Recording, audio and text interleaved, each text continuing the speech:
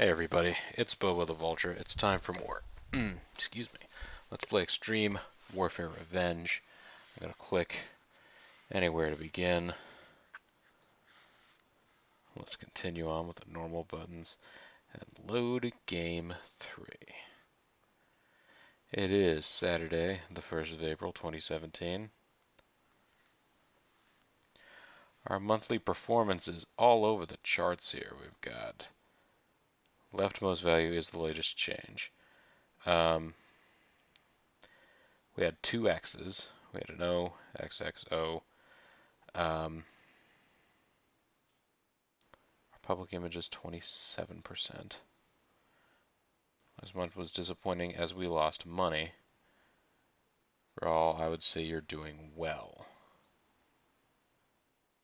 I'm trying to figure out now is the monthly performance O is increase, X is decrease, minus sign is no change. I don't know if this is, off the top of my head, whether or not this is taking into account money, public image, or some combination of both. Naturally, I'm going to guess we don't want a lot of X's in a row. We went ahead and we checked our sponsors. Well, our advertising was adjusted. Let me go back to finance and see. We still have 56 grand that we have left. And our public image did increase last month. So that was good. It was real nice. The question is, do we need to spend more money on advertising? Let's ask Sophie. She will often say, you need to spend more money on advertising, or I think our production values need to be around this and such percentage. She'll tell you that stuff. Straight up now tell you. Do you really want to know? We have a lot of people that aren't being pushed enough. Jarrell Clark would be best served by freshening up his character. And Marcos could use a change of gimmick even though he hasn't actually shown up anywhere. Steve Stone could use a change of gimmick. Let's go to the roster here. What is Steve Stone's current gimmick? He doesn't have one. What are his attributes? He's a mid-card face.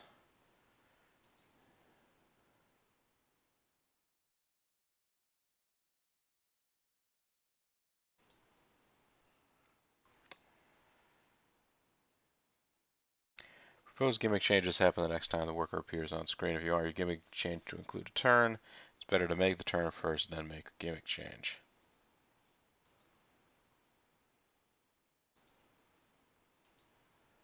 Let's let's go to the writing staff. Tell me about possible gimmicks.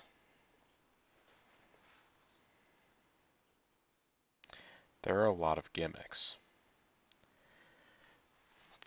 And it occurs to me there are a lot of people here there are a lot of people that are watching this, or at least some, who either know more about the game than actual wrestling, or know nothing about actual wrestling and nothing about the game. And, you have some of that stuff. This worker portrays an adult film star. Yes, there was a wrestler in WWF for a while, whose gimmick was that he was a porn actor. And his finisher was like a top rope frog splash that was called the money shot. These were back in different days, less family oriented. All American. College standout All American, like the Steiners. We're some badasses! I guess there was a period of time when the Steiner brothers were like supposed to be just sort of all American dudes. I feel like there are better examples, like the American males. Um, but whatever. Angry Minority. person comes from a minority and is taking his anger out on select people, like Conan. He's not taking out his anger on select people like Conan. Conan has oftentimes in the past Conan has played a bad guy, and his whole bad guy thing was accusing everyone of racism against Hispanics. Um, because he came up from the Mexican wrestling tradition and so on, and was like, hey, none of you gringos will give us luchadors a shot in the WCW or wherever, TNA. Angry young man. This ready to take on the world for anything bad that's ever happened to him. Question. This worker is an anti-USA character going against all that America stands for, like Lance Storm. I mean, Lance Storm was part of a stable of Canadian guys who were basically just saying that America was too stuck up and arrogant, I guess. So that works. Arabian. Camel clutch and curly boots Arabian heel. Like Iron Sheik. He'll break your back and make you humble. Armed forces. Like Sergeant Slaughter. This worker looks down on everyone. Like Chris Nowinski. Chris Nowinski, his gimmick, although it was an actual thing, I guess, was that he was the first Harvard-educated wrestler on in the history of the WWF or WWE, and I think got his bell rung at some point in time and retired, and now campaigns to get further research done into sports injuries, particularly concussions. Authority figure like Chief Morley. Chief Morley, also known as Val Venus. Yes, later on, Val Venus was repackaged to be a backstage authority figure. Badass, like Stone Cold Steve Austin. He fights authority. BFG, the Big Friendly Giant, like Andre the Giant. I guess when he wasn't playing a giant menacing monster who would bear hug everyone to death. Biker, like The Undertaker, but only the Biker Taker. One of the, yeah, anyways. Bitch, Missy Hyatt. Oh man, she's building up her promotion around Test and Andrew. Blue Chipper, like Randy Orton. Like the avatar that we created for, that JG and I created for ourselves in Metal Gear Solid 5 Ground Zeroes. Or no, Phantom Pain, sorry. Blue Collar, like Duke the Dumpster Droese. Blue collar worker. This is less common these days, but back in the like 80s and 90s, a lot of wrestler gimmicks were they did some random job by day, and then by night they were pro wrestlers. Like Duke the Dumpster Droese was supposed to be a garbage man who then also wrestled. There are a lot of examples of this, like Dr. Isaac Yankem DDS, the Repo Man. This bodyguard is employed as a bodyguard, or this worker is employed as a bodyguard for another worker. Diesel played, Kevin Nash slash Diesel, was a star in his own right later on, but got his start in the WWF anyways, being the bodyguard of Shawn Michaels. Bounty Hunter. This worker hunts down and beats up other wrestlers for money. And plays piano, has a young wife named Sayaka. This worker portrays a boy band member like the members of Three Count, who I think were Evan Courageous and maybe Billy Kidman and someone else. I don't really remember. This worker plays a raging no-surrender Scotsman like Poe One Out for Rowdy Roddy Piper. Bully like Bill DeMott. This worker bullies other usually smarter workers. I never really saw Bill DeMott wrestling very much under the name Bill DeMott. I remember him in WCW wrestling as Hugh Morris, which he was just kind of like basically a crazy person who giggled a lot. And I remember him as Bill DeMott, mostly doing color commentary, and I think he also used to be one of the hosts slash trainers for the Tough Enough reality competition, wrestling reality competition they used to do. Bum, this person plays a homeless bum, like homeless Jimmy. I've never seen this homeless Jimmy guy, but I believe it. The bumbling Englishman. And anytime they have a question mark there, that means this is something that has been created out of whole cloth by presumably Adam Ryland. Um, this is a pro-censorship figure like Stephen Richards, who I really enjoyed Stephen Richards in his ECW days as a flunky for Raven. Um, he did some stuff later on after the Right to Censor gimmick. Probably one of his bigger turns in WWE, WWF was as the leader of a stable called Right to Censor. And they're basically, it's interesting because they were like a reaction to, by, you know, Vince and the WWE to the Family Television Council, saying that his product wasn't wholesome entertainment for the family, because of things like Val Venus. Um, and so they made a whole stable of people who went out there to wrestle people they thought were indecent. Chameleon, a mirror man gimmick where he imitates his opponent's clothing, mannerisms, and fighting style. This is actually something Jay Lethal does a little bit of. At least he'll go out and mimic other wrestlers in like their dress and their promo style. I don't know necessarily that he wrestles exactly like them, but Cheater, Eddie Guerrero, cheat to win. He lies, he cheats, he steals. This worker is a ringside, always happy, always perky babe, like Beulah. Okay. This worker is the chosen one of the company and gets preferential treatment. Jeff Jarrett. I don't know if he had, I mean, he's had that gimmick in various places where he wasn't necessarily the chosen one. Um, he is a part of, well, he was a part of management of TNA and like ownership of TNA. The Jarrett family was for a long time, so that he was a star and the top echelons of TNA. There was sort of people would people would talk, and so Chosen One was kind of a thing that would get thrown around that way. I think he spun off a different league or a different Fed now, and I think he and like Scott D'Amore and a bunch of other people helped run that. Sanjay Dutt, I think, also got signed over there, but I haven't really seen it. City Slicker. Stereotypical slimy Wall Street City Slicker like Michael Wall Street, M. Wall Street. Clean cut like CM Punk. Uh, that's not necessarily the thing people immediately think about with CM Punk these days, but yeah, like one of CM Punk's things is that he is straight edge. Plays a happy-go-lucky clown like Doink the Second. There have been more than one Doink. Coach Jose Lothario. Okay. Cocky, ultra cocky and arrogant, like heel HBK. There are a lot of different ones.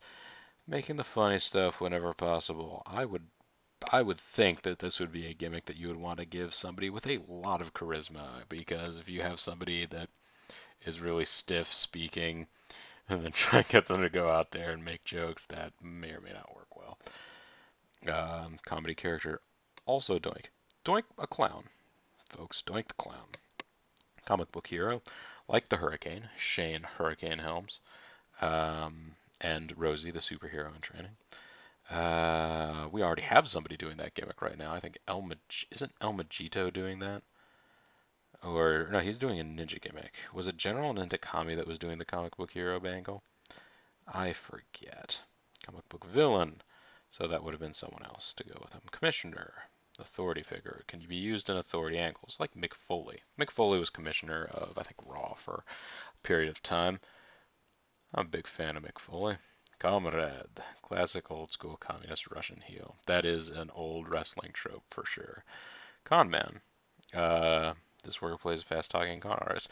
Interestingly enough, there was a wrestler named Rob Conway who had the nickname the Con Man for a while, but I think it was just because his name was Rob Conway. I don't ever recall him actually attempting to pull cons on other wrestlers. Convict, like the deranged ex-convict Nails, who's basically whole purpose in wrestling life was to get into a feud with the big boss man who played a Cobb County police officer. Um, and his whole angle was that boss man put him in jail, and he was released, and now he wants to go get the boss man, get his revenge. Cool. Razor Ramon, he drips charisma. He is oozing machismo. Corrupt law officer like the Mountie. I feel like the boss man probably had a few heel runs where he was a corrupt law officer, but I don't think actually they made him a cop or a police officer in those situations. I think he was only ever a good guy while wearing sort of the police uniform thing. Country singer like Jeff Jarrett. Jeff Jarrett pretended to be a country singer. Cowardly, again, like the Mountie. They use the same guys in these. Cowardly, sneaky, will cheat to win. Cowboy gimmick like Bradshaw. Crazy, like Flying Brian Pillman. I guess geez, I hadn't thought about that, but yeah, it was Flying Brian Pillman. He was a loose cannon, or the loose cannon, or I forget which exactly it was. I guess nowadays the best example of an off-the-wall, unpredictable, crazy person gimmick would be Dean Ambrose, I guess. Um, Cult leader. This worker leads a cult whose members follow him no matter what. Their example is Matt Hardy. I guess he did have the MFers, the Mattitude followers, for a while, but I would think the best example of a cult leader was Raven and Raven's flock of the WCW of the 90s. Basically just had a stable of a bunch of, um, flannel wearing, you know, what, why is it? Yeah, grunge guys, basically, hanging out with him. Daddy's girl. Spoiled daddy's girl who gets everything she wants by throwing tantrums, like Stephanie McMahon, the billionaire princess. A dancer. Who was a dancer before coming into wrestling? It's a daredevil who has no fear. This worker has the gimmick of a drug dealer. Crude anti-authority degenerate, like the road dog, I guess. This worker has a demonic quality, like Kane, who I guess nowadays is part of the authority, which means he doesn't wear like the crazy red outfit or the like mask over his face or anything. So he just kind of looks like a kind of weird looking guy in a suit as opposed to some demon wrestler man. A detective, so that's interesting. Worker plays a character who came to wrestling after starring in another sport. There are a lot of people that have actually done that, and sometimes they like brag up their old sports history. But the example here, Sparky Plug, is an example of Bob Holly, who, as far as I know, had no auto racing career before coming into professional wrestling, but his gimmick was that he was a stock car driver that also wrestled. Dude, Edge and Christian. This guy's pretty cool. Egomaniac considers himself the greatest, like Chris Jericho, and like, I guess, the programmers of this game also thought of Chris Jericho. Arn Anderson, the Enforcer. The methodical, ruthless enforcer figure. Arn Anderson, you sort of have to put him there because his nickname was the Enforcer. That pretty much was his whole thing. Equality fighter. This female worker wants to fight men as well as women to prove that she's equal. China was one of the big, probably the biggest figure to do that. I know they had Jacqueline do that for a while. She was light heavyweight champion, which is I guess, men's title, but she held it for a while. This worker is evil in every respect and will do anything to win. Do you hear that, Jake Roberts? You are evil. Jake Roberts is kind of a messed up dude. If you ever end up watching, it was a documentary called Beyond the Mat, in which they follow him on the road for a certain amount of time. And it seems like he's just kind of a little twisted up over the years. Evil boss. Evil boss, flaunting power, can be used in authority angles. Anthony Bartlett Jr., you'll recall, had the evil boss gimmick that he was running with, but of course he doesn't work for us anymore. Evil clown, like original Doink, but like your sort of clown of nightmares, your Pennywise sort of character. Evil dentist. Oh, there you go, like Dr. Isaac Yankem, DDS. The evil foreigner, like Yokozuna. Um, an evil old style knight. That's he plays the Black Knight. I've not seen that one come up. Although the genius Lanny Poffo did participate in a over the top rope rumble once in a suit of armor. Um, this worker plays a violent, sneaky pimp, e.g., Viscera. I don't think Viscera was a pimp. Um, I feel like there was a point in time in which Viscera was sort of a violent evil guy, and I think there was also a period in time in which Viscera was, strangely enough, a ladies' man sort of thing. Like both of those different angles worked for the same guy, the same name, whose name means like guts and gore. But yeah. This worker acts like a corrupt such the Southern preacher. Testify, like the Reverend Devon. That was a gimmick they gave him after they split up the Dudley Boys. And now they're back together. Evil referee, like Dangerous Danny Davis. A corrupt referee who became a wrestler. There you go. Evolution, like Chris Sprules. He believes he has evolved to the next level and superior to everyone else. Yeah, he's working as a face. That seems like it's kind of a stuck-up attitude to have. Executive consultant. A high-class manager, like Mr. Perfect. Mr. Perfect was an executive consultant to Ric Flair at the same time that Ric Flair also had Bobby Heenan as a manager.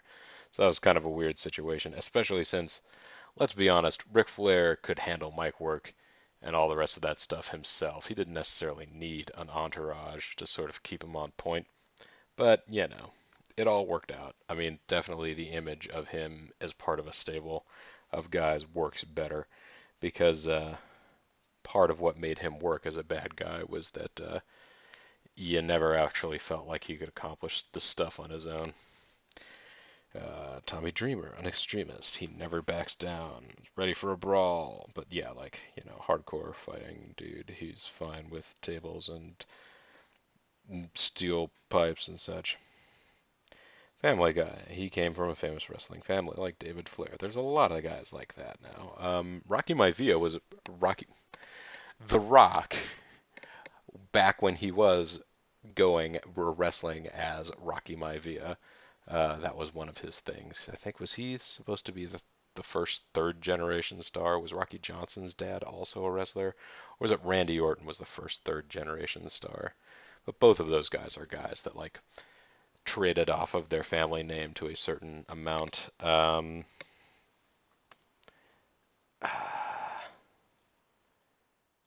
know, yeah, there's a number of guys who've done that. Fiery Italian, like Little Guido. Stereotypical temperamental Italian. Fitness instructor Muffy. I don't know of Muffy as a person. I can think of a few fitness instructor style gimmicks. I feel like Sunny and the Body Donnas were like that for a while. Um, uh, the guy who wrestled in WCW as Nova then came to the WWE for a while as Simon Dean and had the Simon system that he was trying to sell people. This worker portrays foreign royalty and is arrogant and pompous to people like Tiger Ali Singh. All right. Foreign star like Jushin Thunder Liger. Jushin Thunder Liger friggin' rules, people. You just gotta understand. Big name in a foreign country, now bringing his skills to the U.S. Franchise player like Triple H. He is the franchise player of the company and at the center of things. Jeez, tell me about it with Triple H these days. Boy, right? Freak, over-the-top freakish character prone to doing weird things, like Goldust. Admittedly, that, I mean, it's interesting because Dustin Rhodes sort of started with the gimmick of Family Guy. He was the son of the American Dream, Dusty Rhodes, and then ended up wrestling in WWF and E as Goldust. Kind of a weird dude. I mean, it took off in a bigger way than he ever had as Dustin Rhodes, the natural Dustin Rhodes. So, fair play. I mean, it definitely, I feel like there is a generation of people now who think of Goldust as Goldust as opposed to, yeah, that's Dusty Rhodes' kid. Fun babyface, like Scotty 2 Hottie, happy-go-lucky babyface, or Sanjay Dutt, also a fun babyface in our thing. This worker plays a fun-to-be-around drunk. Yeah, I feel like I want to hang around a drunken Sandman. He's not gonna crack up. He's not gonna like turn around and whack me with a Singapore cane randomly. That is what they called kendo sticks in in ECW. I think stemming from an incident where an American tourist like committed some legal violation while in Singapore, something like litter or spitting on the ground or something like that. It might have been actually significantly worse, but in the retelling, these stories end up becoming more preposterous, and that his punishment was that he was going to be caned. Gangster, like New Jack, who was one half of the tag team The Gangstas with Mustafa Saeed. Lenny and Lodi, they are gay, overly effeminate. Oh, alright. Geek, this worker is a geek. Like, huh? I don't know. Genderbender dresses like a member of the opposite sex. Cloudy, that's right. They brought out they brought out a guy dressed as a girl for a while to wrestle Sunny and be a foil to Sunny by the name of Cloudy. It was kind of weird. Genius thinks he's smarter than everyone else and uses cunning plans like Vince McMahon. Your gimmick is genius and you go straight past the genius, Lanny Poffo? Come on. This female worker is all about girl power, not taking a backseat to the men, which seems similar to, whatever that other one was. Girl next door, naive, innocent girl next door type, like Molly Holly. Yeah, okay. Glam rocker, that is a good gimmick I feel like more wrestlers should have, although I guess technically a lot of the guys that sort of have the like Road Warrior style, like the Road Warriors, for example, slash Legion of Doom, they also ended up being called, or the Demolition. Goth guys like Gangrel, and for a while Edge and Christian were a part of Gangrel's stable. Grizzled veteran like Greg the Hammer Valentine. He plays a nasty old grizzled veteran. Okay.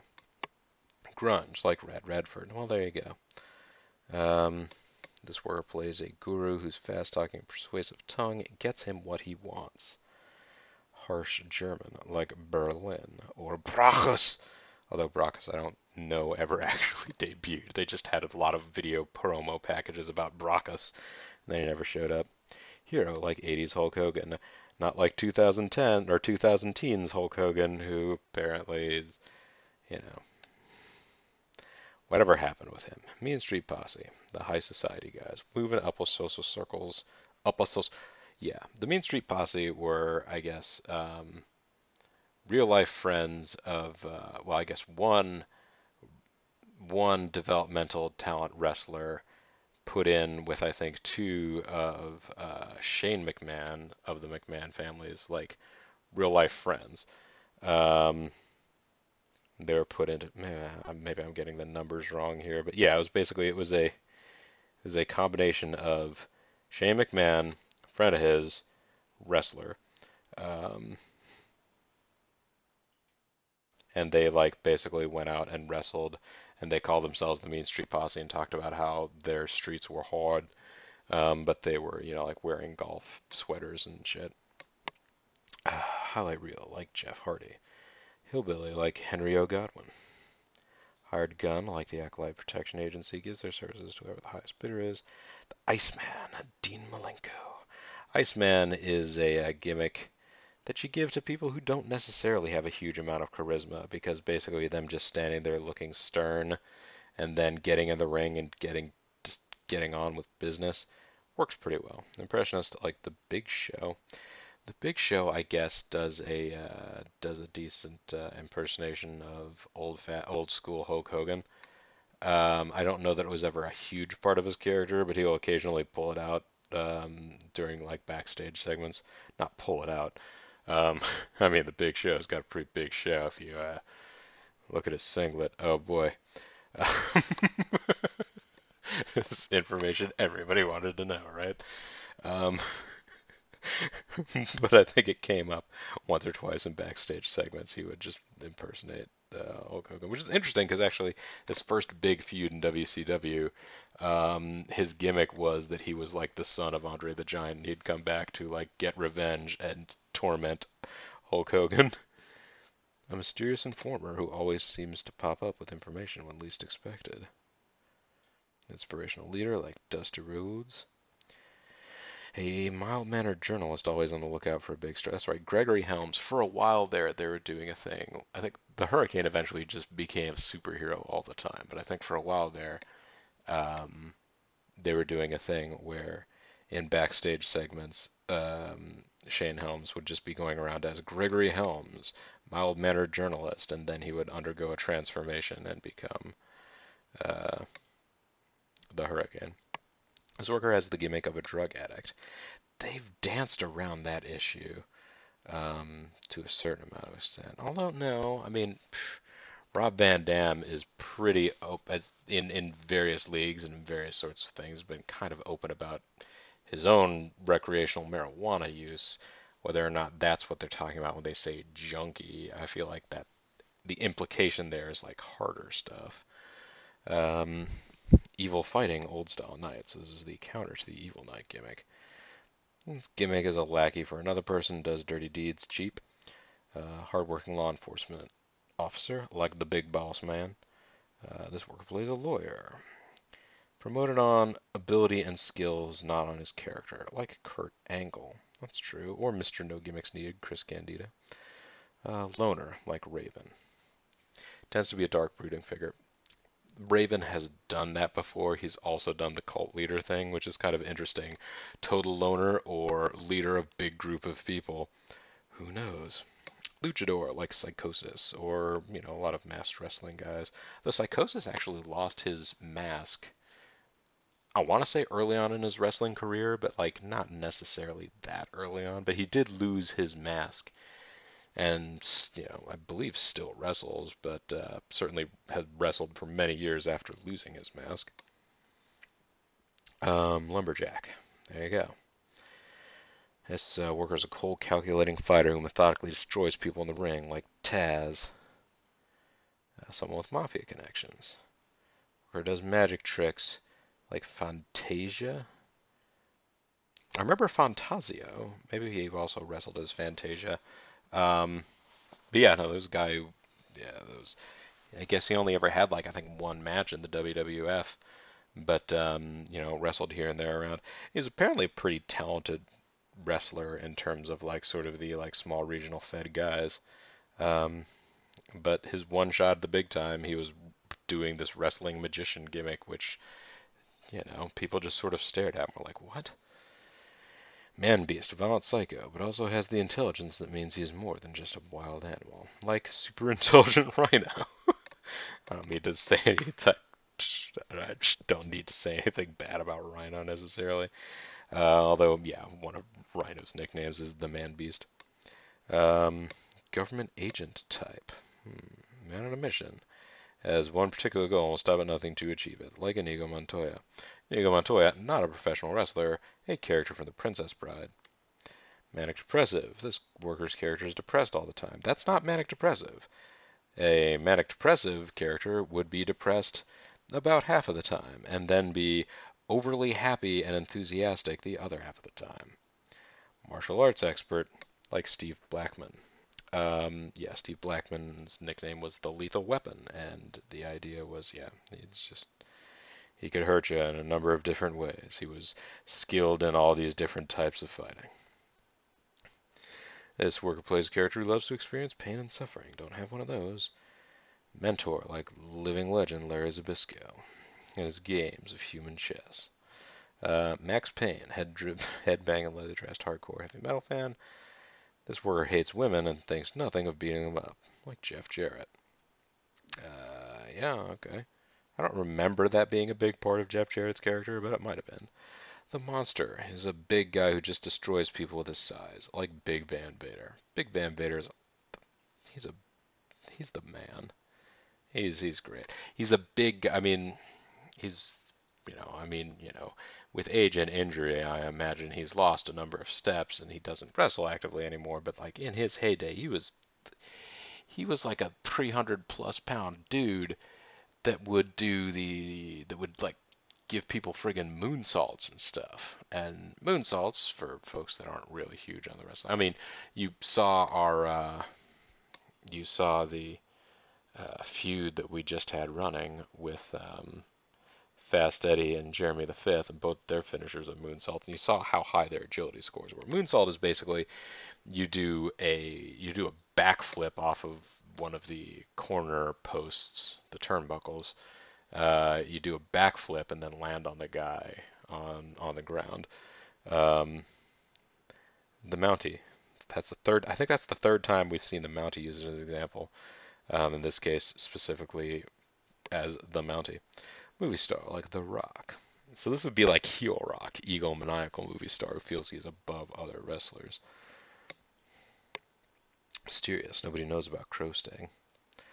This is a Native American worker like Tatanka. Sci-fi obsessed nerd. Wasn't there another nerd one? Oh well. Ninja. This worker is a ninja. This worker doesn't need a fancy gimmick. He just wants to kick some ass. Like Chris Benoit. Or Mr. No Gimmicks needed Chris Candido. None. He's just a guy who wrestles, like any jobber. Somebody who drives everyone crazy with his obnoxious behavior, like IRS. IRS, Erwin R. Shyster, we also saw earlier as Michael Wall Street, a guy who he had a day job of being a tax agent. Obsessed fan. A cult. Kevin Sullivan is so cool. Yeah, supernatural devil worship. Yeah, it was. He's an interesting. Like, go back and look up Kevin Sullivan promos. There's a lot of weird stuff going on. He's kind of a crazy seeming dude.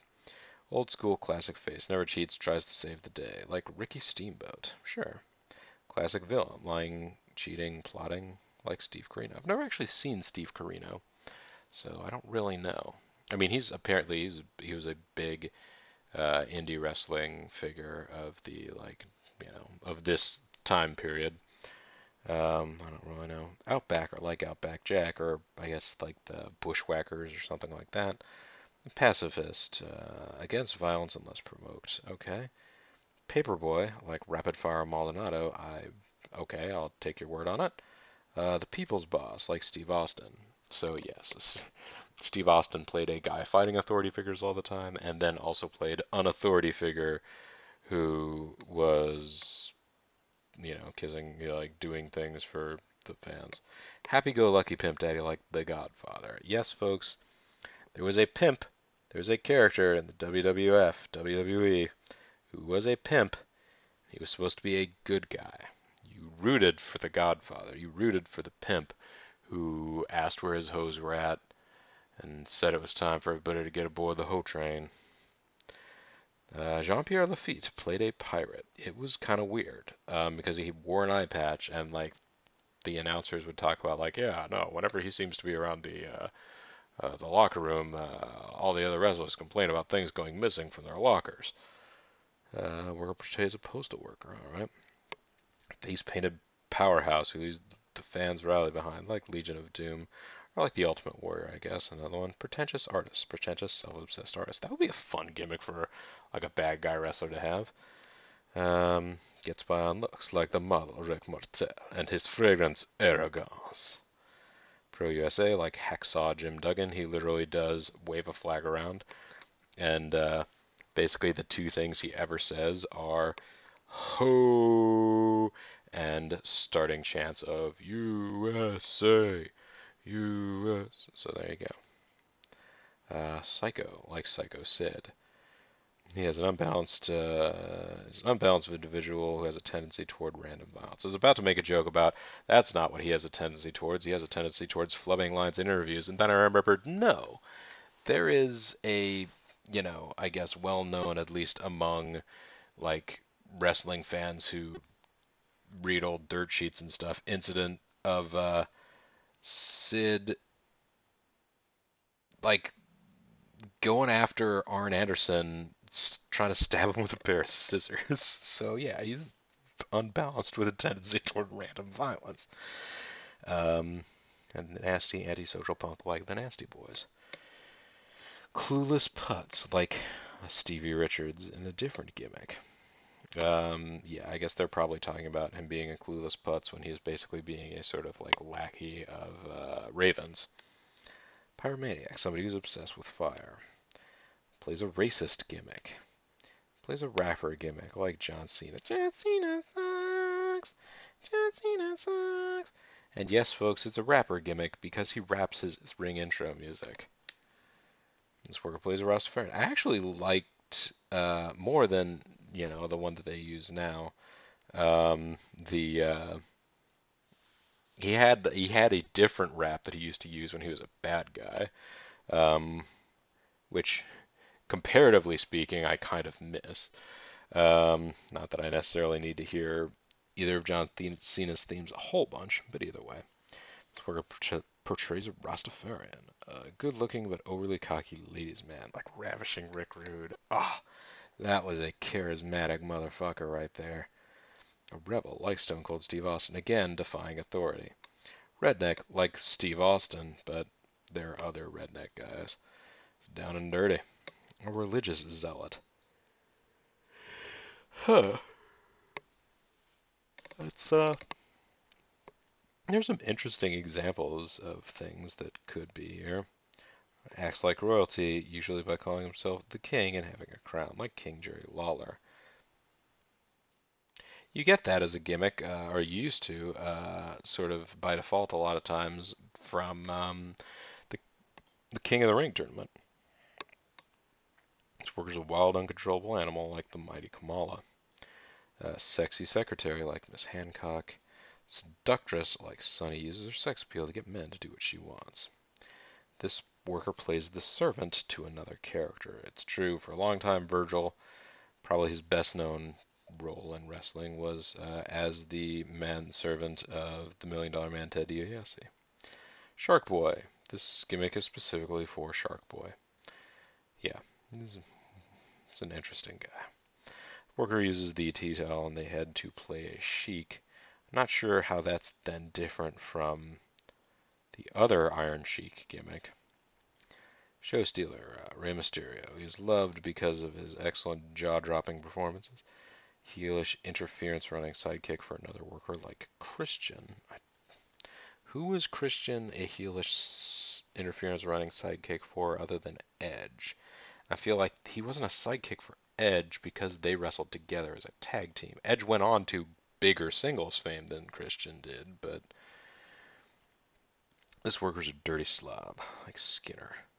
Bastion Booger, another dirty slob character. Slut. This girl tends to end up in the corner of lots of men and will use her body to get what she wants, like Francine. Okay, split personality. Sports agent, like Paul Heyman.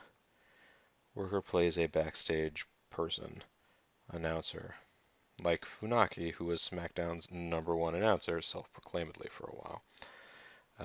Sho Funaki, really good wrestler, but stoner character. Yeah, this is more, I imagine, of what they mean, of what I'm thinking of. Like when I'm thinking, well, like RVD, I feel like he makes stoner humor just like nobody gets higher than Rob Van Dam, sorts of stuff. Um, that's probably what they're thinking of.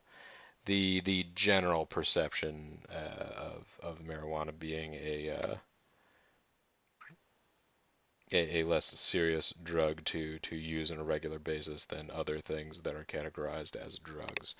Um, you know, not going to get into a huge um, thing one way or the other about it here, but there you go. Naked Midian. That's right. There was Midian for a while, had the gimmick of being a streaker. Street fighter who was brought up on the street and fought for survival. Suave like Ric Flair. A Mr. T influenced badass. I never really thought of Booker T strongly as having been influenced by Mr. T, but I mean, I guess they might both call people suckers. This work plays a sumo wrestler like Yokozuna. Supernaturally based, possibly having powers like Kane to set things on fire. Plays directly to the teenage fan base like Ricky Morton. I don't know. Okay. Like he's out of the 70s, like Mike Awesome. Obsessed with money, not caring about anything but himself. I guess this guy, the programmers were hoping that somebody would have an evolution of Mike Awesome that went into that, or that Mike Awesome would continue playing this for long enough that he would eventually become the 80s guy. Bobby Heenan.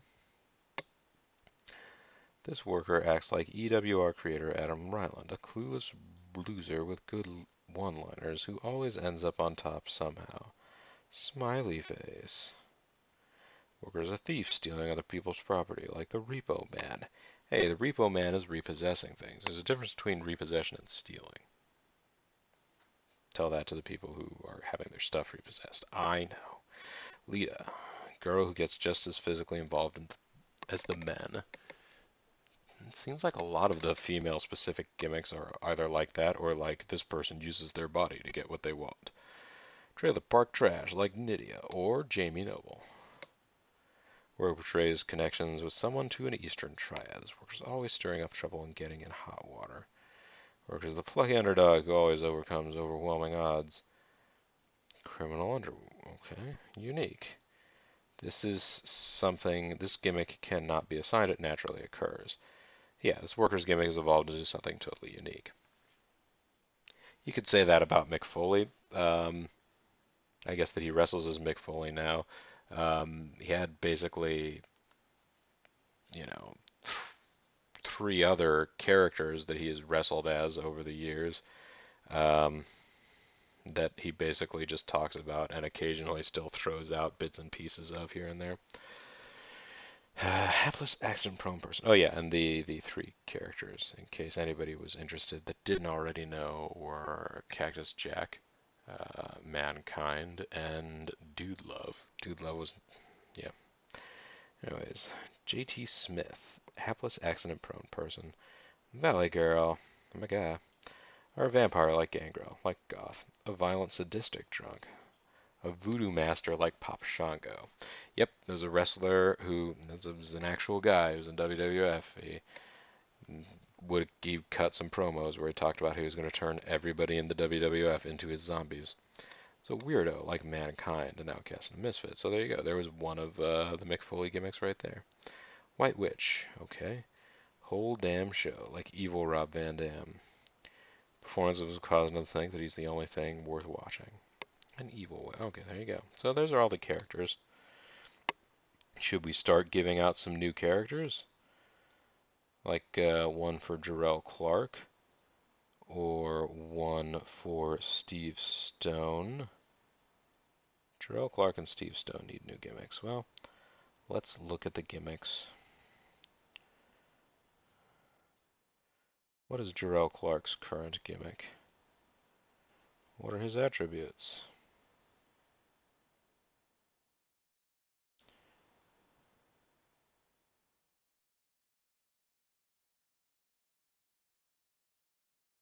What if I changed his gimmick to being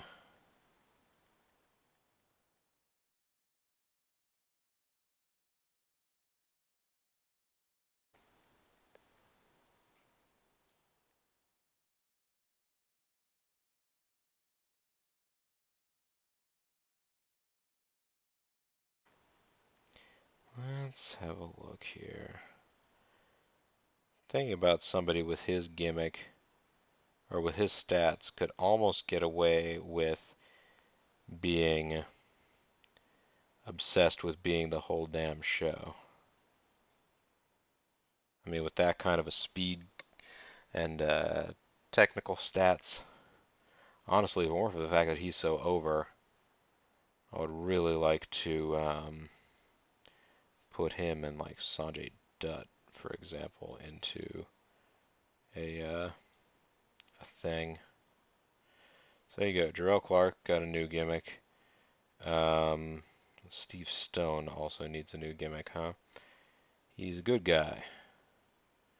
What's a nice good guy gimmick we could give a guy named Steve Stone?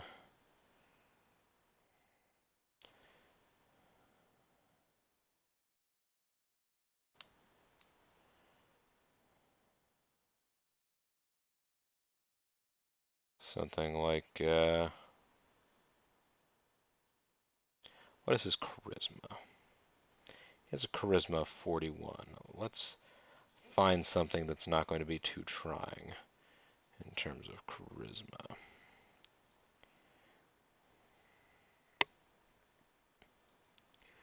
Something like, hmm,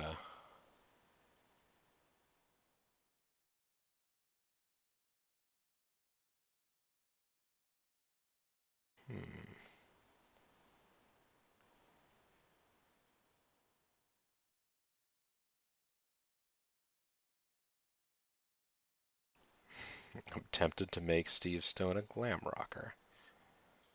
Yeah, why not? He'd be like Rockstar Spud.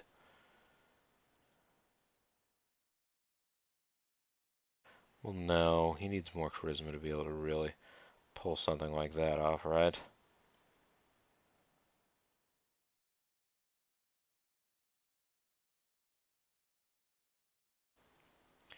Franchise player, freak, fun babyface, fun drunk.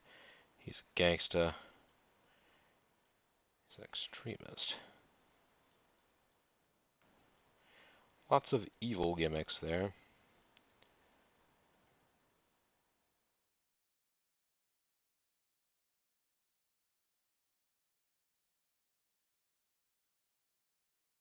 I actually don't know that there are a lot of, yeah, cool, corrupt, country singer, cowboy, commissioner, comedian.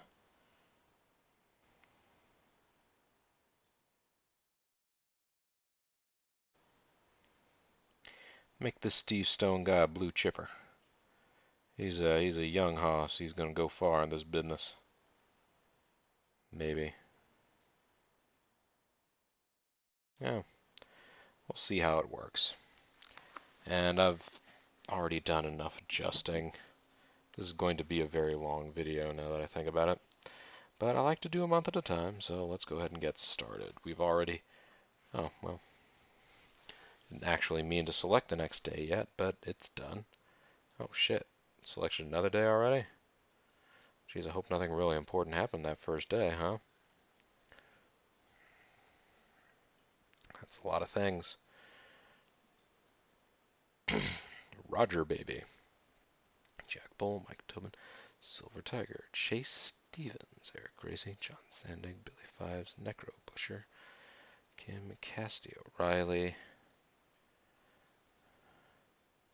Cherokaholic Ninjas Anonymous.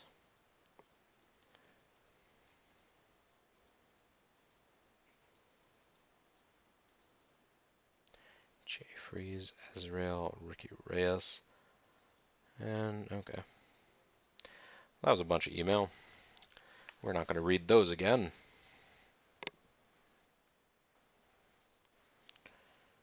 Whew. So much stuff going on. ROH fell to national level. They are no longer global.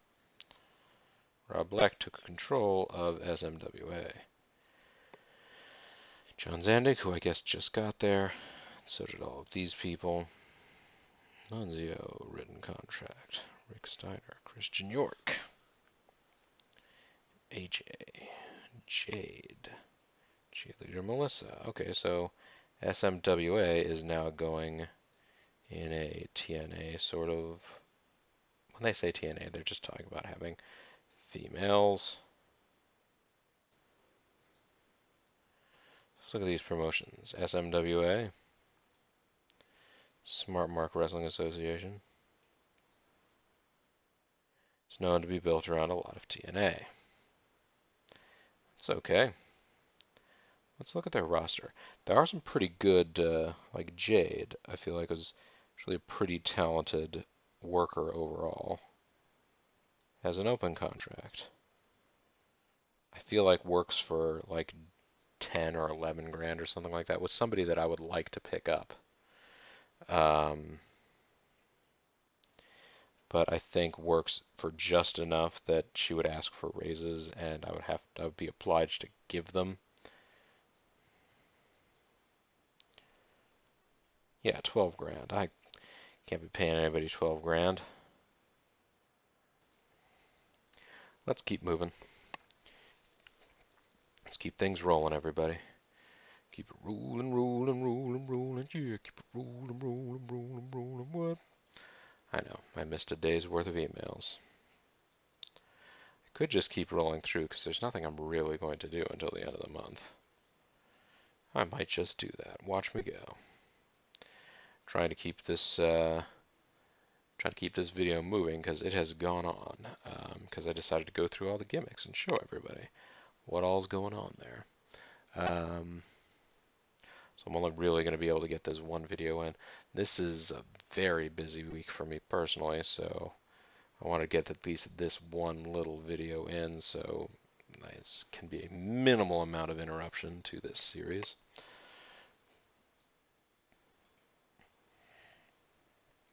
There'll definitely be some. Hey, we're still at 27. We're not dropping. That's nice.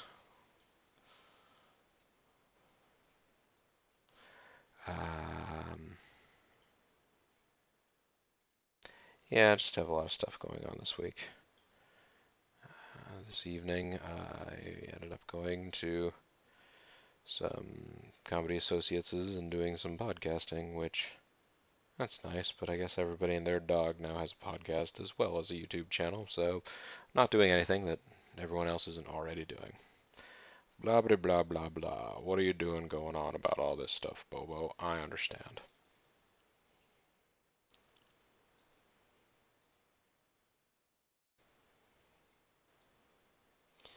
Homicide, Christian York, Huvi Guerrera, Juventud, Road Warrior Animal.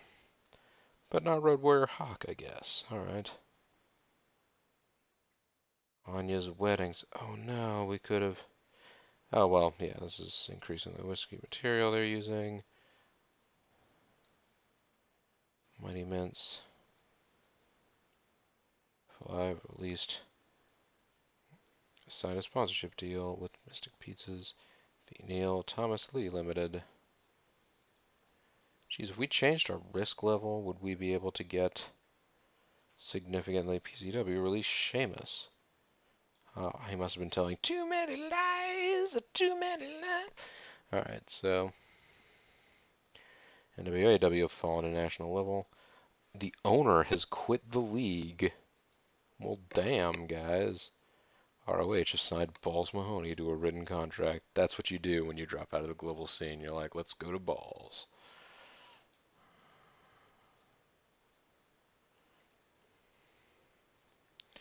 Well, nobody signed the sponsors that SM whatever had going.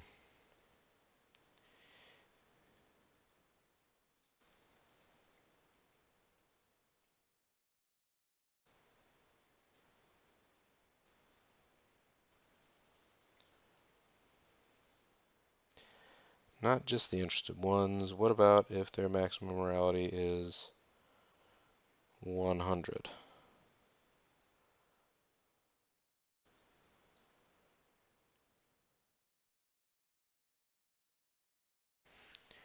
We got Adam Soft Mints. 70 grand. Dr. Bob. Beer. Well, nuts. We probably should have gotten that. I didn't realize that was one that was in our reach. If we just reduce our risk level by 1%, we could get another 100 grand sponsor. That would probably be worth doing.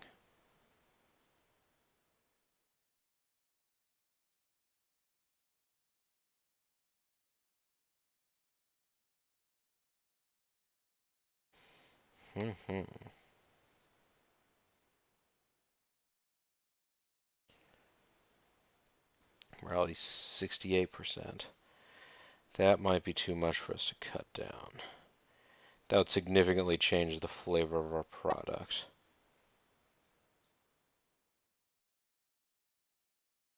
Warren Pierce, Pierce's weapons. 95,000, but their morality is 90%. We prefer ones like 5%. But yeah, Hyperion Hotel, that might be worth dealing with. That might be worth doing business for another 100 grand. Whose contract expires next? Lovering Drums goes out in 2 months. Can we wait until then? It'll be 1 month after the next. Whatever. Gotta remember that, though. Let's move on to the 22nd. We'll have some more emails that will come along, and sure they'll make big differences to us and the world.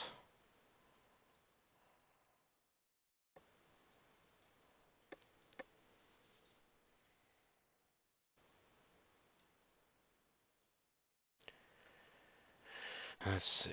Wednesday, Thursday, Friday. It's Friday. I'm in love. And this will be Saturday. All right. What do we got here? Probably a lot of ratings for shows and SWF's Raw Power. Global Warfare. Sir Frank Iadavia is taking control of NWAW, which will cause a shakeup.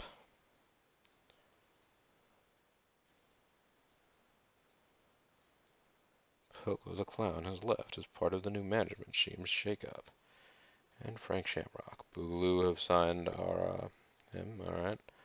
So a lot of, oh, no, I guess. I don't understand some of this stuff sometimes. SWF have released Lady Victoria and Jody X.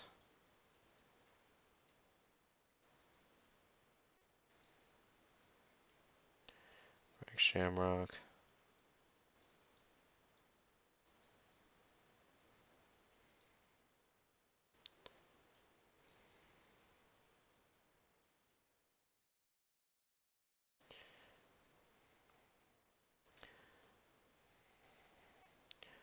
Alright, so let's take a quick look at feuds.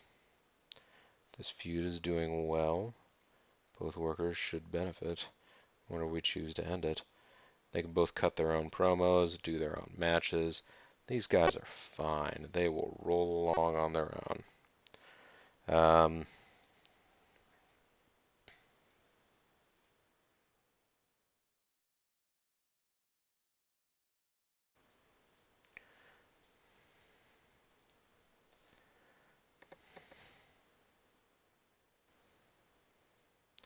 Let's go ahead and start this show right here with an interview. A single worker interview with Palm Beach Boy John.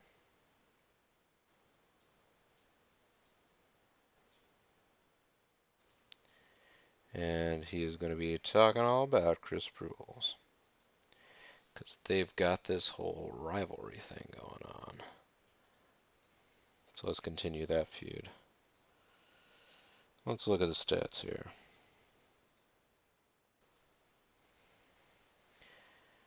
Whose morale is at the lowest? El Magito does not have high morale. What's wrong, El Magito? You and Jafar and Jarrell Clark not feeling good. Katsushi Takamura. His gimmick is that he's an evil foreigner, but he's a face. He's not debuted yet. I'm going to have to change his gimmick before he debuts. But goddamn, is he not? But is that guy ever talented?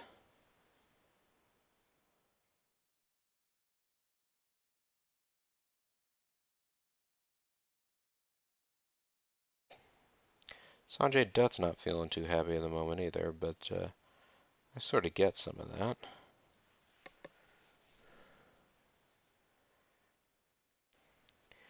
We are going to open with Sanjay Dutt. Let's see, he's 21 over. Is there anybody in the same realm of overness as he is? Bruce Sanchez. He's not very over, but he hasn't. Yeah, he's a manager.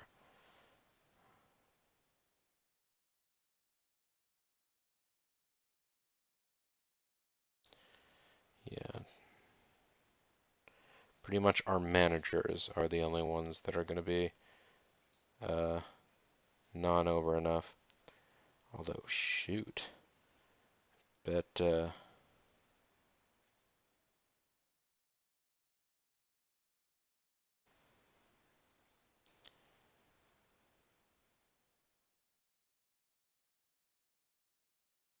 Sanjay Dutt and Trent Baker will probably have a decent match.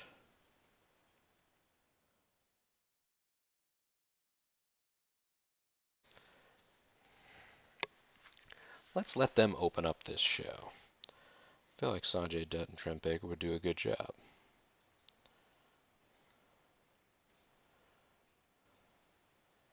This is going to be a one-on-one match. Single match. Trent Baker versus Sanjay Dutt. There is no title on the line. The result will be a win for Trent Baker.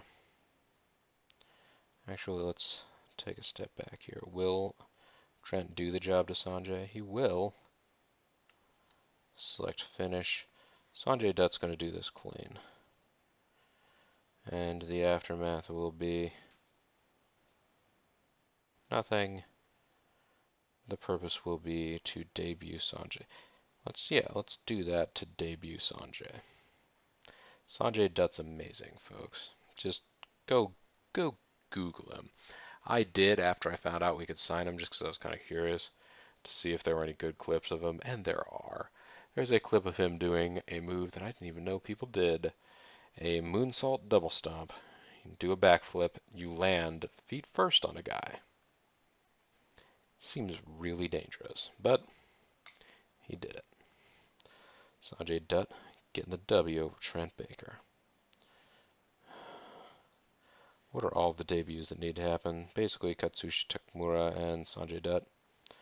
So there you go.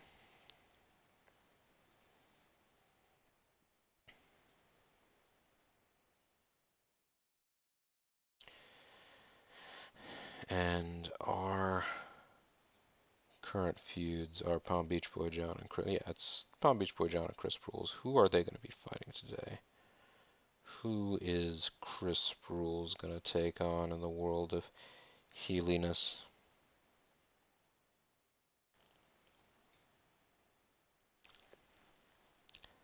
He could do a nice match with Axel Law.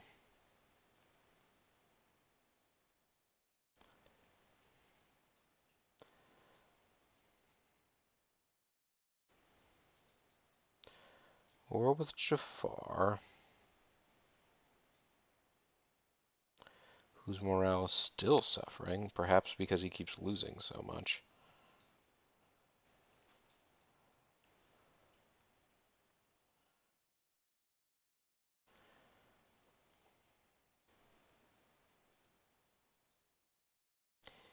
Yeah, let me put Chris Sprules and Jafar into a match.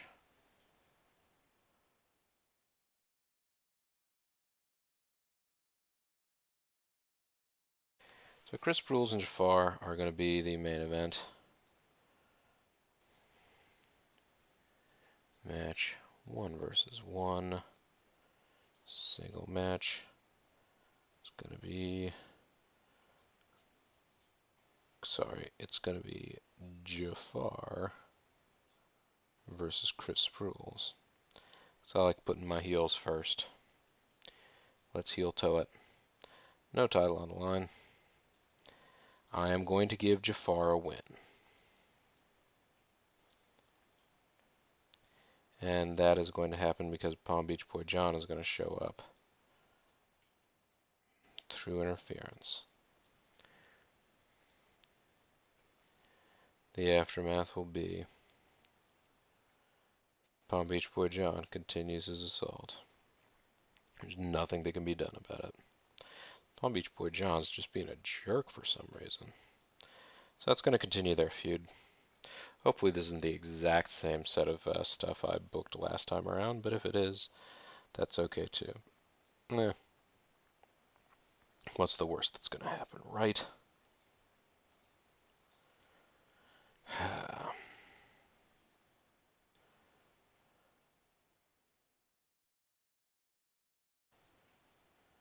Let's have El Majito and Jarrell Clark wrestle. I feel like they should.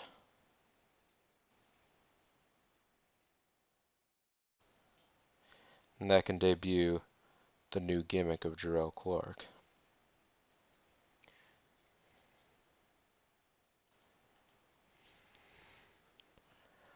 Versus one single match. Actually, let's go back. Let's exit out of this. I mean, we'll still probably end up doing that, but let me put El Majito versus Jarrell Clark up here. Single match. Jarrell Clark versus El Majito. There we go. No title on the line. This is going to be a win for El Majito because everybody loves El Majito. Actually, no. Let's give this one to Jarrell Clark. Jarrell Clark cleanly. Select the aftermath. He is going to run away. Where is Jarrell Clark runs away? There it is.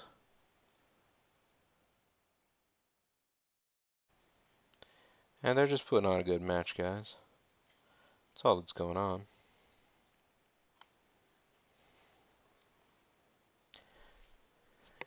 Alright, and then we need to have a nice match featuring Palm Beach Boy John here.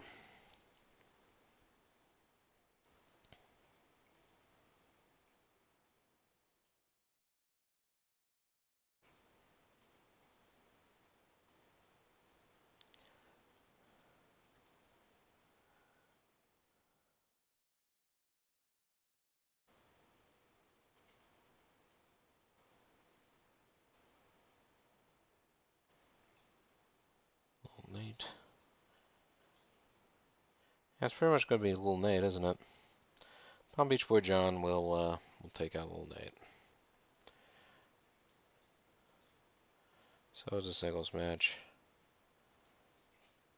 PBB John versus Little Nate. Again, I can't remember for the life of me. This may be the exact same card as I just booked a month ago, but it feels like a year ago since I last played this game. Palm Beach Boy John's going to get the win by cheating.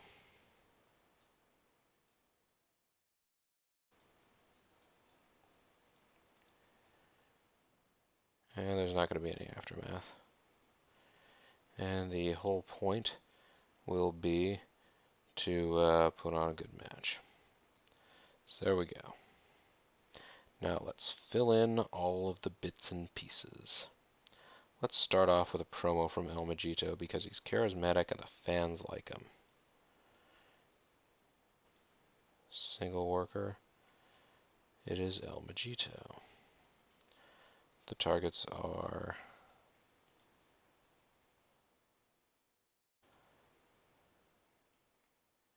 you know what? I'm going to go ahead and just let him have this for self-promotion. Just let him do this one for you go. And then now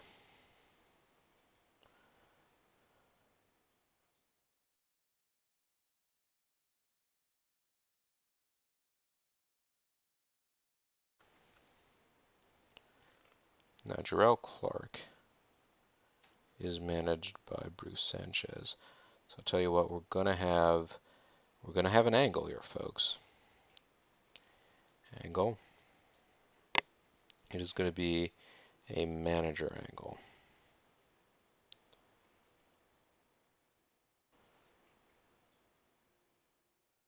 Manager introduces a new singles client.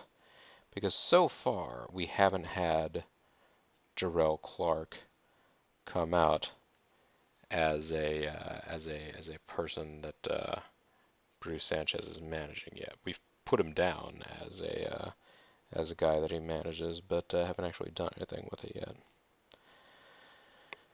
Now then, let's go ahead and have an interview. It is going to be a single worker interview featuring Chris Sproul's. He's going to be talking about Palm Beach Boy John. And that is going to be to continue their feud. So he just got done with his match, and Chris Brule was like, hey man, that's not that impressive. Now we're going to have an interview. A single worker interview featuring Jafar. Because Jafar is a charismatic dude. So I feel like it'd be good to get him out here. And his target is going to be Chris Brules. So they're about to have a match, and he's going to hype that match. He's basically going to be like, don't forget about the enemy within, sunshine. Well, no, he's basically going to be like, hey, don't look past me. You got a match with me tonight, sucker. That would cost 20 grand. Having the logo on would cost 30 grand. Let's have the local band play for an extra 20 grand. See if that gets everybody excited. And let's start the show. 68%, that's not bad. El Mojito gained overness from it. Palm Beach Boy John gained overness. These are pretty good segments. Is the crowd. Let's see the crowd reaction now. Trent Baker lost overness and Sanjay Dutt gained it. So, okay, Trent Baker might not be too happy with the way that came out, but alright. They put on a good match, but again, the crowd still doesn't care. I was hoping with the band playing and the good warm-up interview like the interview segments, they sort of came out, they whipped up the crowd a little bit. I was hoping that would really get them ready for a match, and no.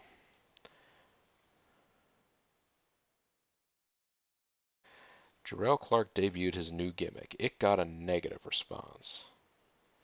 Bruce Sanchez gained overness from the segment. Jarrell Clark gained overness from the segment. Well, alright. So, Jarrell Clark's new gimmick is a bust. But we'll probably stick with it for a while, because if you just keep on switching them quickly, that's not really good either. Palm Beach Boy John versus Little Nate. The crowd got into this, so the overall segment rating is 61. Okay. Chris Brules gained overness from this segment. That's a good segment rating. Jarrell Clark is losing overness because of his weak gimmick. But it was a good match and a pretty good rating. The crowd was almost into it. Jarrell Clark gained overness from the match, but is losing overness because of his weak gimmick. So I guess it all balances out? I don't really know. Jafar gained overness and had a pretty good rating for his interview. See, here by the end of the show, well, no, we're still only getting a 50% reaction rating. I should just have guys come out and do interviews and no matches. I'd get much better shows out of that. Beach Blaster, the third one in a row. Referees hit the ring, but they're too scared to get close because Palm Beach Boy John is tearing shit up. 60% overall rating. There you go. That's how Fisticuff Royale went down, folks. It was a royale set of fisticuffs. El Mojito wants to be farther up the card. 120 people came to the show. So $2,400 from ticket sales. Yeah, that's not great. And now I can take a look at the previous show. Now it was GQ Smooth last week. There you go. Tommy Chill versus Chris Brules. So yeah, see? Totally different. Let's close that up. And let's go to the next day. And this should be the start of the new month. Yes. Yes.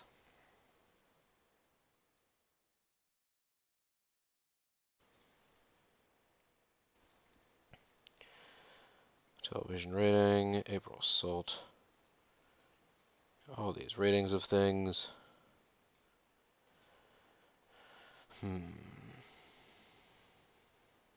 ROH have released Doug Williams, Billy Real, Jay Fleisch, Billy Real as a new open contract.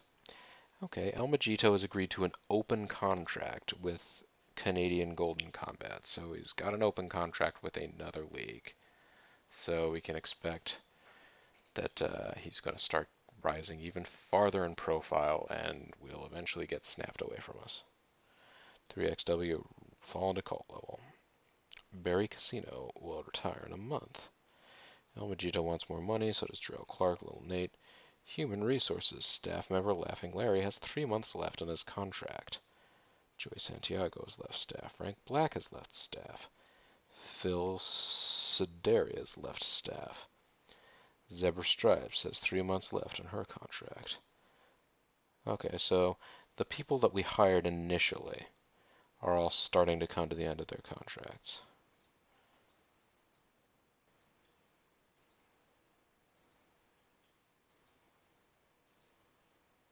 We made $25,000 off of merchandise. Good work. Our public image is rising nicely. Is it rising nicely? Well, it's at 30%, and we are still gaining money. So that's good. That's another O month, I guess. Now then, who's interested in sponsoring us? All right.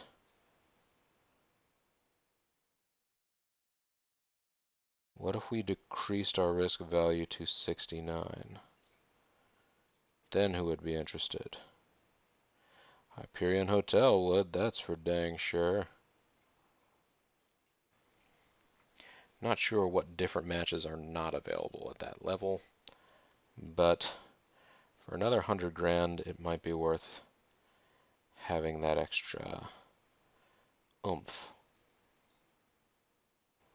So, $100,000. Who is our lowest spending?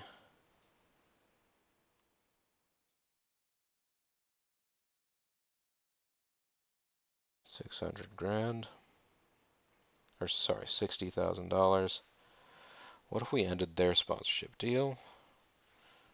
Chris, they're going to be with us for 15 more months.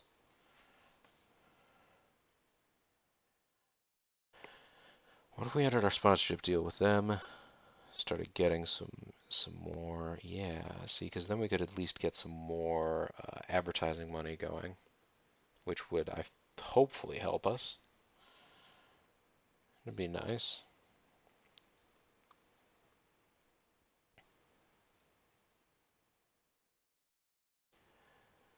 So this will cost 60,000 in legal payments, but if we search again, we now have Hyperion Hotel. Oh, interested only. No, search. Let's offer them a minor sponsorship. They accept that deal. So now we have another $100,000 sponsor. Nice. So now we should be making serious money in the future.